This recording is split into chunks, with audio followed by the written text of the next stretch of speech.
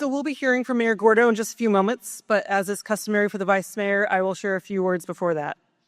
And I'm sure we're going to hear from the Mayor that there are many challenges and opportunities for us that will keep us busy in 2026.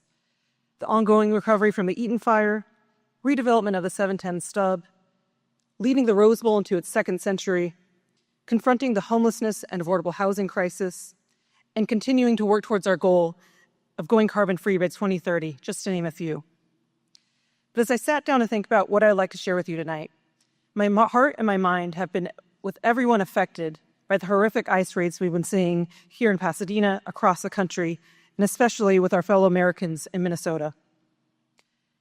Federal agents descended on Pasadena this summer and are still here. It is not yet at the scale nor intensity that we are seeing over in Minnesota. Minneapolis has been an American city under siege and terrorized by the federal government. Immigrants, most of whom have no criminal record, harassed and snatched off the street. American citizens dragged from their homes without clothes into the snow. A family of American citizens driving home from a basketball game with a 6-month-old baby in the car, assaulted with flashbangs and tear gas. American citizens arrested while working at Target.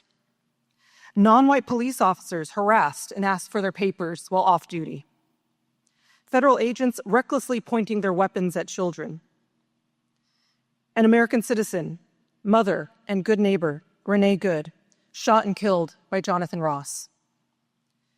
And just this weekend, yet another American citizen, this time ICU nurse, Alex Preddy, executed by federal agents, currently unknown by name and known only by their cowardice, malice, and incompetence.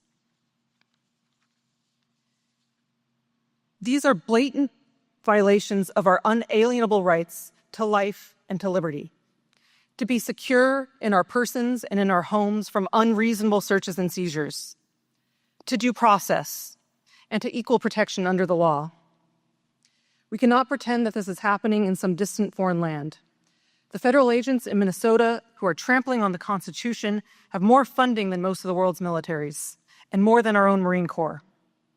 More of them could be here soon. But we know we will be ready, because we know how to look out for one another.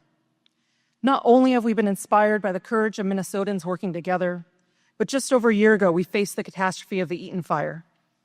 We know how to go door to door to check on our neighbors. We stood up in an emergency shelter within hours. We looked after one another to make sure we all had safe drinking water and PPE in the days and weeks following. We cleared fallen trees and debris across the city. We donated whatever we could to whoever needed it. And we comforted our neighbors facing incomprehensible loss. I know we will make it through whatever comes our way, because all of that was done out of love. Love for our neighbor, no matter what they look like, what language they speak, or where they come from. And as we all know, Dr. Martin Luther King said, it is only love that can drive out hate. So on that note, please give a warm welcome to Mayor Victor Gordo, who will share about how we will rise together to meet any challenge in 2026.